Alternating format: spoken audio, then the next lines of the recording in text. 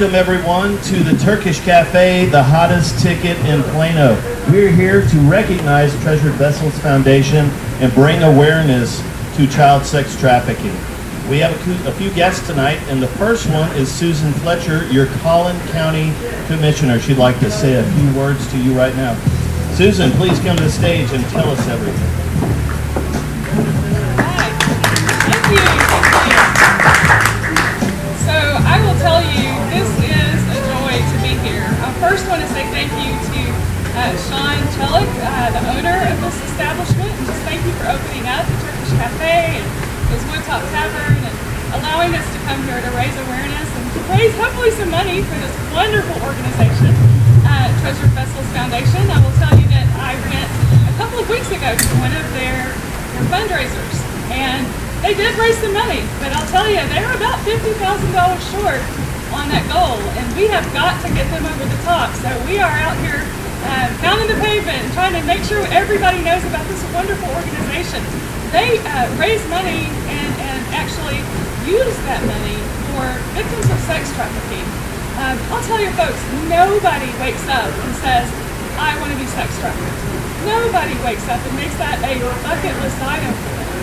This is a serious situation, and when these women and men, there are children, there are women, there are men, this happens to, and when they are sex trafficked, they need a lot of rehabilitation once they are rescued. And so that's what this organization does. Many times you see when people come together and help a different organization or a different cause, they have an infrastructure to help those people. And literally, Alicia Bush and her husband have started this organization, and they have such a big heart that they realized there was a need. And there was not a way to help the victims of sex trafficking once they are rescued. You know, you don't just turn them loose back on the street, they're going to become another victim. So we are so thankful for them and their heart in starting this organization. It does cost quite a bit of money. It's not just giving them a place to live. It's giving them the tools that they need and helping to give them the counseling that they need in order to heal. And so it's really, really important that we support them. I think we all have an obligation to do that here in our society. And so about 20 years ago, I'll tell you a little story. God broke my heart for victims of sex trafficking. I was actually in another country. I was in Jos, Nigeria, and I was on a mission trip. And we were over there helping in many different ways, helping street kids and helping in Blind Town and bringing water into their village. And we decided to go and work with another partner organization to help women learn skills so that they didn't have to be stuck in a lifestyle and be sex trafficked themselves. I never really understood until that moment that you get trapped. And some of these women had kids. Some of them, you know, their husbands had left and didn't protect them. I don't know, you know, all of the situations and the reasons why they got where they were. But they were receptive, and they wanted to learn. So we taught them jewelry making, we taught them computer programming, we taught them sewing, we taught them many different skills that they could use to have, you know, an income that they weren't going to have to be taken advantage of. And so it was just a blessing to me, and that's when God really opened up my eyes and taught me what I needed to do. And I do have a social responsibility, and that's what I'm here to share with you as well. So it takes about $100 a day for them to take care of these women. There are 3 women in the house right now and a baby, and they would like to help more. There is definitely a need, but the funding is down, and so I'm here to encourage you to join me in supporting Treasured Vessels Foundation, and I hope you will. Thanks so much. Thank you. That was excellent. Thank you very much, Susan. I'm a little louder than you are. Everybody, thanks again for coming out here tonight. I'd like to thank one of our sponsors. That is Park Lane Jewelry. Everything that is sold tonight goes back to TVF. If you'd like to host a Park Lane Jewelry at your home, you can do that, or your business, and that'll also bring awareness to sex trafficking, because all the proceeds from that go right back to the foundation. I think it's probably a good time to recognize the founder and creator of Treasured Vessels Foundation, and that is Mrs. Alicia Bush. Let's all give a big round of applause for Alicia. Thank you, if I can talk as loud as you. Okay. Am I good? Do I have my inner cheerleader coming out? Thank you guys for coming and watching online. It seems like sex trafficking seems to be the hottest hashtag save our children, hashtag save the kids, whatever it is, hashtag, but it is very, very top of mind right now. And, there was a case, I guess it was a couple of days ago, that in Georgia, 36 kids were recovered from a trafficking situation, which is amazing. We need rescue efforts. We do need the awareness and education piece, but that one piece of asking the question, so when these kids and or adults are recovered from an abusive or trafficking situation, where do they go after that? What does life look like for them after that?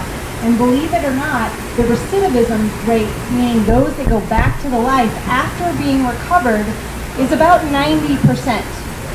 And people go like, why would it be 90%? Why would they want to go back to that? But if you understand anything at all about trauma and what it feels like to be abused day in and day out, raped 10 to 15 times a day, have PTSD, all the things that go on with abuse, whether that be anxiety, depression, night terrors that can't sleep through the night. Maybe they have a drug charge. Maybe they have some sort of court date that they have to, anything and everything you can imagine. They oftentimes go back to what they know is normal. I was even explaining to this gentleman over here that if you imagine war, people come out of war and years and years and years of being in battle, and then they come back home to their families, wonderful, loving family, children that have missed them, and then everybody says, okay, life should be normal now, right? And you know how you can imagine how much of an impact, like a shock to the system. Well, that's very similar to our girls and our men and our children that experience this type of trauma. So where the focus should be outside of the rescue and the awareness and all of those education pieces, it has to be in the aftercare for these individuals. Because if we're not providing the mental health component, if we're not providing food, shelter, clothing, if we're not, whatever it is, what it looks like, medical, dental, all the wraparound services, if you can imagine, that's not the fun part. Picking up the pieces from trauma, it's not fun. It's not where we don't get the hero, kick down the door, grab the girl. The process is long, and it is a road that is very, very, very difficult. But we see success. We see these individuals becoming leaders in our community, thriving when they get the support that they need. So be mindful about when you're supporting an organization that's doing amazing work. Are they local? Do some research. Find out if you have a heart for the nations. I have a heart for the nations, but I also live right here in DFW, and I want to be putting my efforts toward the individuals here that really need our support here, because it is so few and far between. So thank you for, it's about $100 a day is what we say, about $100 a day for each girl to be in our program. I, however, am a full-time volunteer, but I have staff.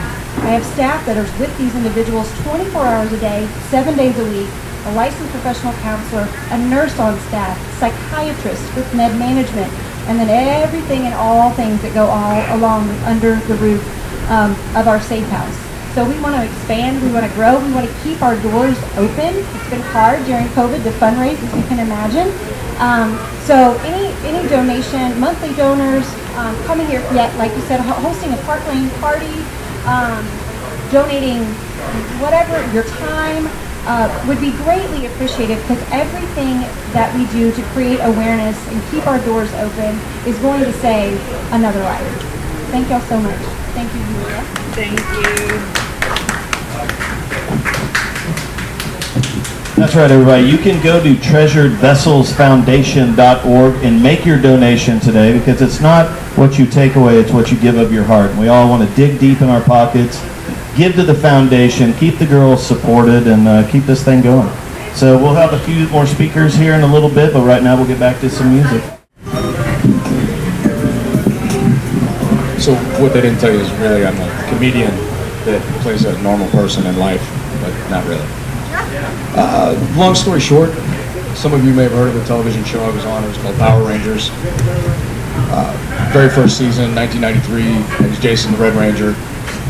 120 episodes. Somebody knows. There we go. A lot of stuff. Martial arts, action. I left that. So I taught martial arts around the world. Got 2 college degrees. Paid my way through college like every other. Anyone that lives here, got a job, worked my way through school, waiting tables, bartending. And then I joined the fire department. I was a fire medic for 16 years. And my last 4 years I was overseas in the Middle East in support of Marine Corps and Army operations as a medic under DOD. So there you go. And I guess one of the things, I have many brothers who are retired military, or some still active duty, who do work on many different levels in the world of sex trafficking. In fact, I have friends of mine who just came to me the other day and asked me if I was available for an operation in Mexico to go get some kids. And sex trafficking, of course, is not just children. I guess the reason I'm up here is my time in the Middle East, my time in the department. I was in I was in one of the busiest areas of Northern Virginia, just south of DC. And we were around all the time for children that would go missing, or on worse days, we would get there after the children were found and they were not found in ways that I need to describe in this setting. Whatever you can imagine, it was much, much worse. And this is usually when they were done and they'd already had their way with them. So they don't like to leave loose ends. Overseas, in the world of the drug trades, it was common in Afghanistan and anywhere they were growing poppy. Drug lords would come in and say, you're now going to grow these drugs. If you don't grow these drugs, we're going to come in, we're going to burn down your family, burn down your farm, we're going to take the women, we're going to take the children, they will go into the sex trade, and then your farm will become ours, and we're going to grow poppy on it anyway. So these are your choices, period. Well, then they're stuck between that spot and the military who comes in and says, you're growing poppy, we're going to burn down your poppy fields. Countless women and children were then, and boys and girls, I mean, they don't care, it all sells. They pick them up, snatch them away, and they would go over the same routes through the mountains into Pakistan and China, where they were never seen again. And they enter the sex trade. And usually the first thing that happens is they're made addicted to a drug. They're shot up against their will. It creates a more docile partner for whoever's paying for it. And then they become addicted to the fix, so they can't leave. And they have to stay to further and further participate in something they never wanted to begin with. Didn't sign up for. Most of them didn't even understand and still don't. And then when their purpose is done, they're thrown out with the trash. Only probably the trash gets more dignity. So sex trafficking is, we talk about COVID right now. COVID, this is a pandemic. And here I am looking around the room and I don't see any masks. Tuberculosis killed 1.5 million people last year. Nobody was calling for masks. But sex trafficking is something that isn't all over the news like COVID, because COVID is something you can divide the population and people can be angry about it. There can be sides on this. When it comes to taking women, children, young boys from their families, this is a polarizing thing. This is something that speaks to the heart and conscience of everybody, of anyone with a soul. And we all understand that its very nature, it's wrong. And it's wrong on levels that are visceral. This is why we don't see it all over social media like we do drug problems. You're the left, you're the right, you're the in-between. We see that all over the media. This color, that color. We're not talking about children. Even the Epstein stuff doesn't get the coverage that sex trafficking should truly get, because the last thing people in power want is for us to be unified in our resolve to hunt these bastards down and make them pay. To find these children, to find these adults who have been addicted to drugs and hurt in ways that are immeasurable. I've been on these calls where we found them and we got them out, and while we may have saved them physically, mentally, emotionally, spiritually, the damage, you look into the eyes of somebody who's been through this. My mother was one of them as a child. You can't measure what you see there. It's just that bad. So, if you have the opportunity, and you do, don't make excuses.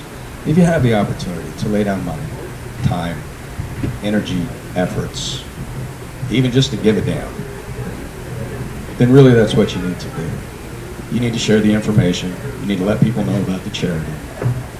Put down a quarter. I mean, you buy a cup of coffee every day. You've got your addiction, whatever it is. Cigarettes, coffee, Diet Coke. So you've got your addiction and you know it. Sacrifice one and put the money down in the charity. Give it to people who are going to do something with it that's going to bring someone home, hopefully before they're so damaged they just live the rest of their lives with a pulse and zero enjoyment.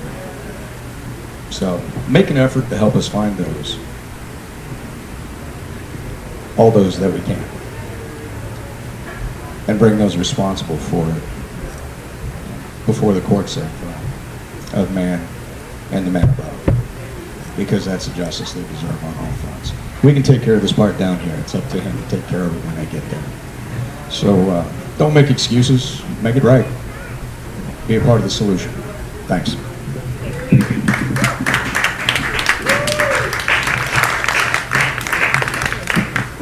Very true words. Thank you, Austin. Thank you very much. We do have another speaker coming up here in a few minutes, Mayor Masso. I think he's over there chilling out, getting ready for his debut. Guys, don't forget to go to the treasuredvesselsfoundation.org website where you can make your donation to help keep that open, keep it going. Help those girls, help those young boys get back into society so they can be something great again. Mayor, are you ready? I'm ready. Everybody put your hands together, Mayor Masso. He's going to share some of his experience as a three-time mayor of Frisco. He's been around here a little bit. He knows what's going on. Well, I'm not that tall, so I'm going to turn this down a little bit, but it's great to be in front of you all, and I know it's hot out, but we really appreciate everybody coming out tonight for such a good cause. The Treasure Vessel Foundation does so much good work. So as was mentioned, I was the mayor of Frisco for 9 years, and Frisco is the fastest-growing city in the U.S. And put it in perspective, in 1996, there were 6 schools. Today, there's over 75. And so very young community, fast-growing, and it's kind of important to know a little bit about that because that's what I want to speak about, what really takes place in a community and what can take place if people don't get involved. So again, Frisco was a farmland. When I moved there in 92, it was 6,000 people. Everybody was related.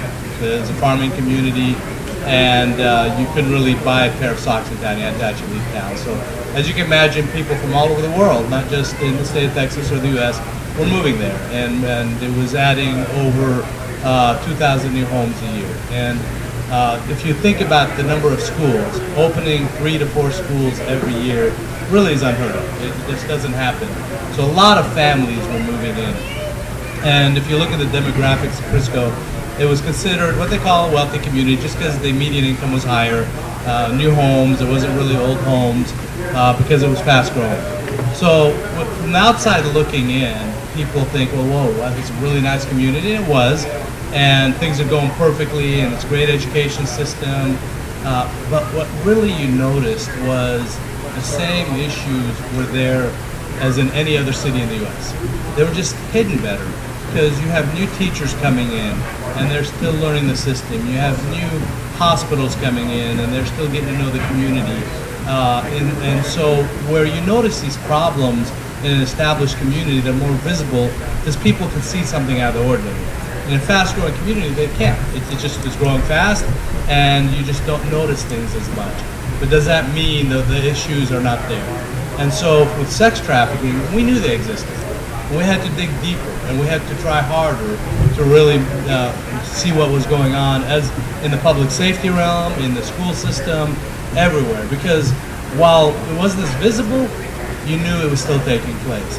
And that is really my main point here, is it takes a community to really notice, to take action, to pay attention, and to support organizations like this to make a difference. And I guess the message I would leave you with, whether you're watching at home on Facebook or live streaming or anywhere else, is if you see something that's out of place, say something. That's really the number one most important thing you can do. Okay? It really is. Because we all can tell when something's a little out of place. We can all notice that something doesn't feel right. And if you think about these young ladies that are really caught in a trap, because that's what it is. They don't have a way out. They don't know who to turn to. And they believe no one's noticing, so they have to go along.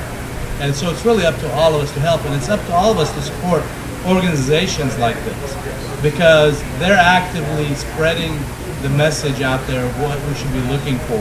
They're actually supporting those young ladies, in this case, by giving them a place to stay. That's what they really need. In their mind, if we can get the opportunity to get away, where do we go? Who's there to help us? I don't want to live underneath the bridge. And so it's incumbent upon all of us to really pay attention and to financially support and support with our time. Some of us maybe can't give as much money as we'd like to today. Okay? Doesn't mean you can't support the organization. Doesn't mean you can't get involved and make a difference. So that's the message I would leave you with, is do something. Take action. Make notes of what you can do to help, and if you see something out of the ordinary, there's organizations out there that will help.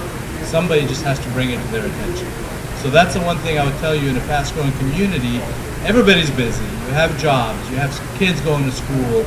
And sometimes you just don't look around you. And I would say, please look around you. Take the time to take notice and make a difference. So thank you for having me here. It's a great organization. And whether it's 5 people or 100 people, keep spreading the word. Keep taking charge of what you're doing and make a difference. So thank you, great job, and thanks for having me. It's great service, no surprises with Guaranteed Rate. Get you a loan, get you a refinance, get that dream home. And of course, Miss Julia Brown. She's going to help you take care of that. You can give her a call, 214-802-7399. That's an amazing memory. I still remember your number, even after all that. Anyway, it's so good to be with you here tonight, everybody. Honoring the Treasured Vessels Foundation. You can go there, treasuredvesselsfoundation.org, to make your donation. Support the house that supports the girls. We need to wipe out sex trafficking, and you can do it by going online today. We'll be back with a raffle in just a minute. Put your money forth.